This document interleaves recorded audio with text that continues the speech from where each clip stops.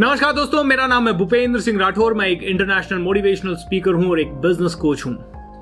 दोस्तों, बहुत सारे वीडियोस बनाने का मन करता है, बहुत सारे टॉपिक्स आते हैं, लेकिन अनफॉर्चुनेटली कुछ ही वीडियोस बना पाते हैं। लेकिन जो भी वीडियो बनाना चाहता हूं वो चाहता हूं कि आप में से हर एक इंसान उस वीडियो से बहुत कुछ सीख सके।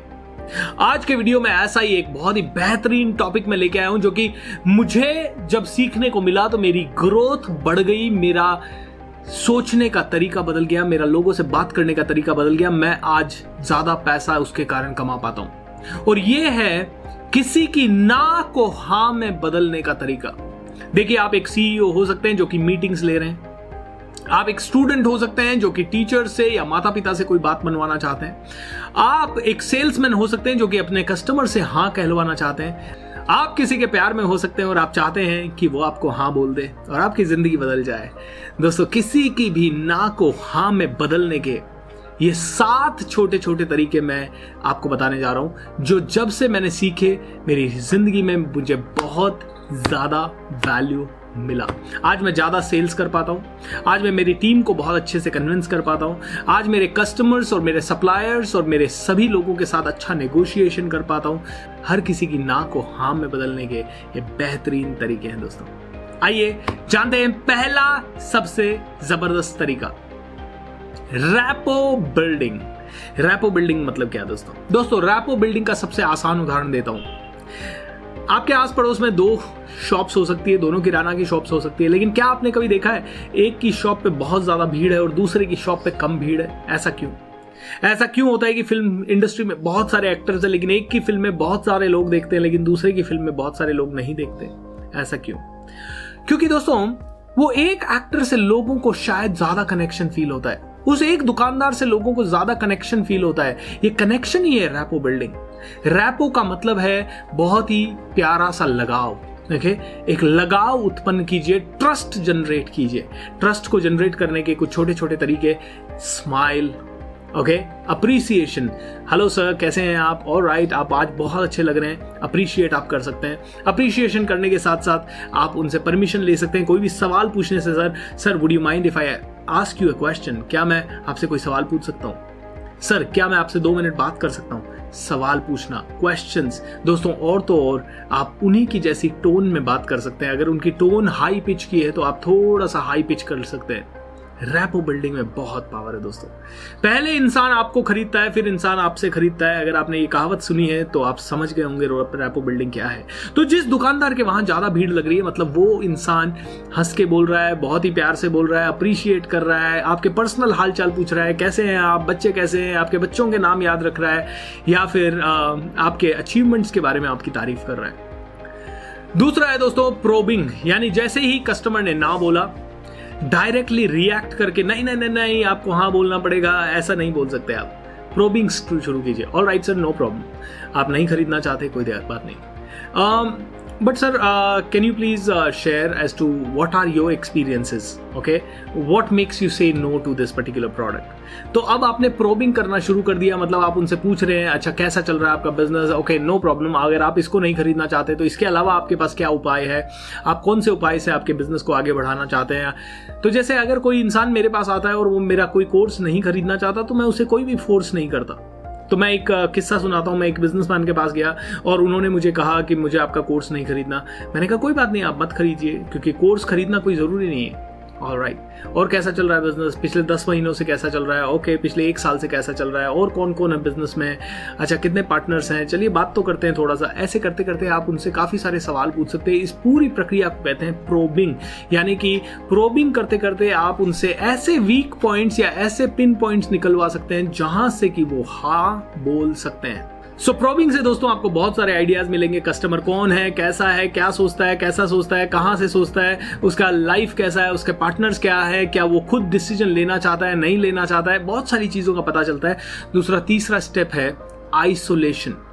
आइसोलेट कीजिए, उसके ऑब्जेक्शन को समझने की कोशिश कीजिए। जब कस्टमर कहता है मैं नहीं लेना चाहता, तो वो ये नहीं कह रहा है कि वो नहीं लेना चाहता, वो ये कह रहा है कि उसे या तो आप पे ट्रस्ट नहीं है, या वो कह रहा है कि उसे प्राइस बहुत ज्यादा लग रही है, या कस्टमर कह रहा है कि मैं ऑलरेडी, या कस्टमर कह रहा है कि मुझे परमिशन नहीं है ये प्रोडक्ट लेने की। दोस्तों, कस्टमर के कस्टमर की बात छोड़ते हैं, लेट्स से आप किसी को शादी के लिए मनाना चाहते हैं लेकिन वो मान नहीं रहे हैं या मान नहीं रही है, तो हो सकता है शादी करने की इच्छा तो उनकी भी है लेकिन वो अपने पापा से डरते हो सकता है और कोई माइंड में ऐसी चीज हो जो वो आपसे खुल के कह नहीं पाते हैं, इसीलिए टॉपिक को आइसोलेशन कीजिए। इसका छोटा सा उदाहरण मैं देता हूं। जब भी मैं कभी सेल्स प्रेजेंटेशन देता हूं और कस्टमर कहता है ना, तो मैं सीधा उनसे पूछता हूं, चलिए सर एक बात पूछता हूं आपसे, मुझे ये बताइए कि इस प्रोडक्ट का 1 रुपया भी प्राइस नहीं होता तो आप में से कितने लोग इसे लेते? And to be very honest, immediately 100 hands go up. इसका मतलब मुझे समझ में आ जाता है कि मुझे कौन सा ऑब्जेक्शन सबसे ज्यादा हैंडल करना है, प्राइस का ऑब्जेक्शन। जब कस्टमर कहता है नहीं नहीं price is not an issue, तो मैं उनसे पूछता हूं ओके तो फिर क्या इशू है? एम आई राइट? दोस्तों आइसोलेशन कर दिया तो आपको पता है अटैक कहां करना है। आइसोलेशन कर दिया, प्रॉब्लम का आइसोलेशन यानी प्रॉब्लम को सेपरेट कर लिया, प्रॉब्लम की जड़ तक पहुंच गए, तो अब आपको पता है कि उसका इलाज कैसे करना है। तो जब आप आइसोलेशन करेंगे, जब आप आइसोलेट करेंगे प्रॉब्लम को, जब आप जानेंगे कि मूल रीजन क्या है जिसके कारण वो आपको हाँ नहीं बोल रहे हैं, तो आप उसको सही जवाब दे पाएंगे। दोस्तों तीसरा है दोस्तों, कई बार कस्टमर का आपने प्रॉब्लम भी आइसोलेट कर लिया लेकिन उसके बाद भी कस्टमर कह रहा है नहीं मैं आपसे एग्री नहीं करता। सॉरी, मैं बार बार कस्टमर शब्द का इस्तेमाल कर रहा हूं, यहां कस्टमर मतलब जिससे भी आपको हाँ बुलवाना है। ऑलराइट, तो कई बार कस्टमर कहता है कि नहीं मुझे अभी भी नहीं लेना, हाँ प्राइस भी ठीक है आपकी, या मैं लेना चाहता हूं, इंटरेस्टेड हूं बट अभी ले नहीं सकता, बहुत सारी चीजें वो कह रहा है। दोस्तों उस केस में आपको एक तरकीब अपनानी है। जब कस्टमर कहता है नो आपके प्रोडक्ट में दम नहीं है, नहीं मुझे आप पसंद नहीं है, या इस तरह की कोई भी चीज कहता है, तो आप यहाँ पे आपको एक टेक्निक अपनानी है जिसको कहते हैं यस एंड, हाँ और। कई लोग कहते हैं कि no no no yes but technique अपनानी चाहिए, हाँ लेकिन नो। जैसे ही आपने कहा हाँ लेकिन बोलते ही, या हाँ और या यस बट बोलते ही आपने उसके यस को भी नलीफाई कर दिया, आपने कहा no no no I don't agree. इसीलिए यहां हमेशा टेक्निक अपनानी चाहिए यस एंड। ऑलराइट, कस्टमर कहता है नो नो नो इन चीजों की मेरे को जरूरत नहीं है एंड मैं आपकी बात से सहमत नहीं हूं। बिल्कुल सही कह रहे हैं आप, और ये भी सही है। जैसे कि कोई कस्टमर कहता है कि भूपेंद्र आपकी प्राइस बहुत ज्यादा है, सही कह रहे हैं आप, और ये भी सही है कि हमारी सर्विस बहुत बढ़िया है। Am I right? आपके पापा आपको भेजते नहीं है, आपके पापा कहीं आपको पिकनिक के लिए नहीं भेज रहे, और राइट, और पापा कह रहे हैं नहीं बेटा ये यहाँ जाना ठीक नहीं है। हाँ पापा मैं जानता हूँ, और ये भी जानता हूँ पापा कि वहां जाने से मैं 15 लोगों से, जब नए नए लोगों से मिलूंगा तो मेरा माइंड डेफिनेटली अलग अलग चैलेंजेस के लिए तैयार होगा। Am I right? दोस्तों अंडरस्टैंड कीजिए आपने क्या किया, आपने उनकी बात को डिसएग्री भी नहीं किया और आपने अपनी बात भी रख दी। कितनी पावरफुल टेक्निक है ये, एनएलपी में हम लोगों ने सीखी है। एनएलपी यानी न्यूरो लिंग्विस्टिक प्रोग्रामिंग, जहां पे साइकोलॉजिकली इंसान कैसे सोचता है। कई बार हम ट्रेनिंग प्रोग्राम में इंसान को बोलते हैं डू यू अग्री, यस और यस। हम उसे ऑप्शन ही दे रहे हैं यस और यस, ओके, हम उसे ऑप्शन ही नहीं दे रहे ना कहने का। Alright, because I am giving him the option yes और यस। ऑलराइट, सो दोस्तों यस बुलवाने का तरीका। अब दोस्तों इसी का एक पावरफुल तरीका है जिसको बोलते हैं agreement frame questions. Agreement frame question का मतलब है उसे 10, 15, 25 बार अपने कॉन्वर्सेशन में अग्री करवाते रहिए। जैसे कि मान लीजिए कोई इंसान सुबह जल्दी नहीं उठ पाता और वो कह रहा है कि नहीं नहीं जल्दी तो मैं उठ ही नहीं सकता, ये पॉसिबल ही नहीं है, वो आपकी बात से अग्री नहीं कर रहा है, आप चाहते हैं कि वो जल्दी उठे। नाउ आप अग्रीमेंट फ्रेम क्वेश्चन का इस्तेमाल कर सकते हैं। क्या है ये अग्रीमेंट फ्रेम क्वेश्चन? तो देखिए उससे मैं काफी बार अग्री करवाऊंगा। Hey dear, I know that आप में से हर एक आदमी सफल बनना चाहता है, यस, वो कहेगा यस। और आप अपने माता पिता से भी बहुत प्यार करते हैं, यस। आपके बच्चे और आपके परिवार वाले भी आपसे बहुत प्यार करते हैं, करेक्ट। और जब आप किसी से प्यार करते हो या आपके परिवार वाले आपसे प्यार करते हैं तो आपका कर्तव्य बनता है कि उनके सभी सपनों को पूरा करा जाए, यस। और वो सपना पूरा करना एक हर जिम्मेदार आदमी का कर्तव्य होता है, एम आई राइट। और आप एक जिम्मेदार आदमी है, एम आई राइट। देखिए अगर मैंने उसे बोला कि आप जिम्मेदार आदमी है, क्या वो ना बोलेगा? नो, आप एक जिम्मेदार आदमी है, करेक्ट। और हर एक जिम्मेदार आदमी के अंदर एक बहुत अच्छी क्वालिटी होती है कि वो डिसिप्लिन में रहता है, ओके, और वो अच्छे डिसिप्लिन के थ्रू वो आगे बढ़ सकता है, एम आई राइट। कोई भी इन चीजों को, इन सवालों को कोई ना नहीं बोलेगा दोस्तों। एंड डिसिप्लिन्ड इंसान अगर जल्दी उठ जाए तो उसकी सफलता में 4 चांद लग सकते हैं। एम आई राइट? और अगर आप जल्दी उठते हो तो हजारों लोगों ने कहा है कि जल्दी उठने के कारण आपका दिमाग तेज चलता है और बहुत सारी चीजें आपकी जिंदगी में अच्छी हो सकती है, आप तंदुरुस्त हो सकते हैं, आपके समय का बचाव हो सकता है और आप उसी समय को अच्छे कामों में लगा सकते हैं। एम आई राइट? फैंटास्टिक। तो आप बताइए, आपके माता पिता के सपनों के लिए आप बताइए, आपने अभी कहा आप समझदार हैं, आप बताइए, आपने अभी कहा आप जिम्मेदार हैं, तो क्या जिम्मेदार इंसान को जल्दी उठना चाहिए? यस। तो कब से उठना चाहिए? देखिए दोस्तों, हाँ कहते कहते कहते कहते कहाँ ले आए। एक स्टूडेंट पढ़ता नहीं है, आप उसको बोलते हैं पढ़े पढ़े पढ़े, नहीं पढ़ेगा। लेकिन मैं अगर उसी स्टूडेंट से बात करता हूँ तो मैं बात करता हूँ, बेटा पापा या मम्मी दोनों में से किसको ज्यादा प्यार करते हो? मम्मी पापा दोनों को। और राइट, ग्रेट। क्या वो आपसे प्यार करते हैं? हाँ। आपके लिए खाना कौन बनाता है? मम्मी। आपके लिए पैसा कौन कमाता है? पापा। आपके लिए दिन भर घर में कौन काम करता है? मम्मी। बाहर कौन काम करता है? पापा। और राइट, बहुत मेहनत करते हैं पापा? यस। बहुत मेहनत करती है मम्मी? यस। आप कई बार परेशान हुए, आप बुखार हुई, आपके ध्यान रखा? यस। आपके कपड़े धोए मम्मी ने? यस। बेटा आपकी मम्मी सुबह से लेकर रात तक आपके लिए काम करती है? यस। तुम उसी मम्मी को क्या थोड़ी सी खुशियां देना चाहते हो? यस।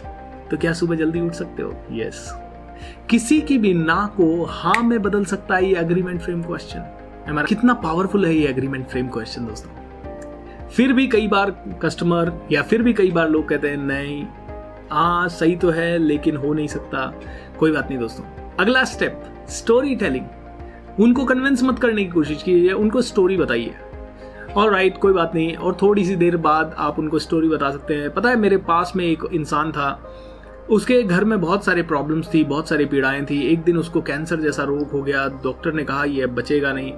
तो वास्तव में वो बहुत मायूस हो गया, लेकिन धीरे धीरे उसने ये ठान लिया कि मरने तो मैं वैसे ही वाला हूँ, लेकिन मैं क्या करूँ, अब मैं तो जीना चाहूँगा।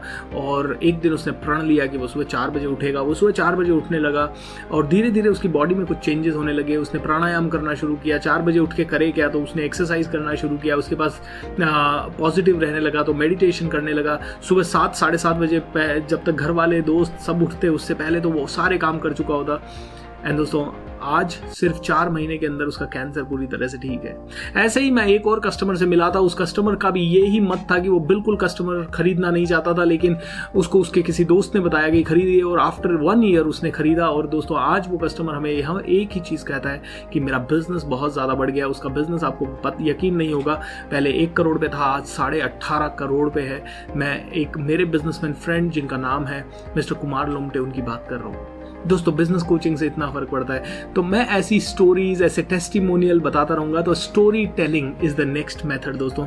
स्टोरी बताइए, बहुत ही सटल तरीके से बताइए, अपनी स्टोरी बताते रहिए। और अगर ये तरीका भी काम नहीं करता है तो आखिरी तरीका दोस्तों, हार्ड पुश। अब मैं आता हूं हार्ड पुश पे। अगर मैं चाहता हूं कि मेरा बेटा, मेरा भाई, मेरा दोस्त कोई भी मेरी बात माने, तो थोड़ा सा अब मैं हार्ड कन्विंसिंग पे आता हूं और मैं उनसे पूछता हूं कि आप मुझे प्रूव करो कि क्यों नहीं उठना चाहिए। और मैं आपको प्रूव करता हूं कि क्यों उठना चाहिए, इसलिए उठना चाहिए। आपको मैं इसलिए खरीदना चाहिए क्योंकि आपकी जिंदगी बदलनी चाहिए। अगर आपने अपनी जिंदगी बदलने के लिए कदम आज नहीं उठाया तो कभी नहीं उठाएंगे। ऐसे हार्ड पुश दोस्तों आता है 7वें स्थान पे। तो दोस्तों, ये कुछ छोटे छोटे तरीके हैं जिससे आप किसी की भी ना को हाँ में बदल सकते हैं, किसी के भी ऑपोजिट बिहेवियर को सपोर्टिव बना सकते हैं, अपने लिए अपनी तरफ उसको इंसान को मोड़ सकते हैं। अगर आपने दोस्तों कम्युनिकेशन की ये छोटी छोटी चीजें सीखी, आप बहुत ऊपर जा सकते हैं और आप अपने लक्ष्य को जल्दी पा सकते हैं। दोस्तों, आप में से हर एक इंसान बन सकता है एक जबरदस्त कम्युनिकेटर।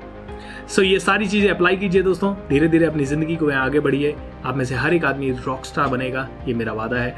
वीडियो को ज्यादा से ज्यादा लोगों तक शेयर कीजिए और चैनल को सब्सक्राइब तो जरूर कर लीजिए। Thank you.